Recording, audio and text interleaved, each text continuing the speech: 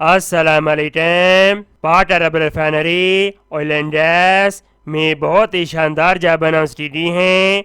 Job के बढ़ जाने के लिए टेरिट टाइम में आएंगे, जॉब सर्च पर क्लिक करेंगे, टेरिट पेज ओपन हो जाएगा।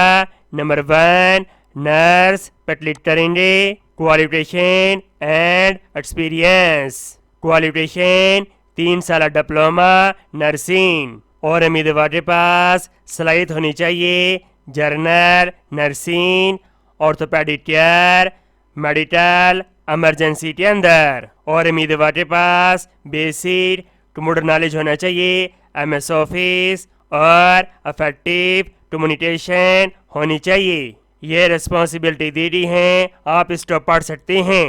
Job detail, job level, experience. उम्मीदवार के पास 2 से 5 साल के दरमियान एक्सपीरियंस होना चाहिए। तमाम ख्वाहिशमंद उम्मीदवार इस जॉब के ऊपर ऑनलाइन अप्लाई करेंगे। उम्मीद करता हूँ ये जॉब आपको बहुत ज़्यादा पसंद आई होगी। इस नीचे शेयर करें। मिलते हैं नेक्स्ट वीडियो में और अल्लाह हाफिज़।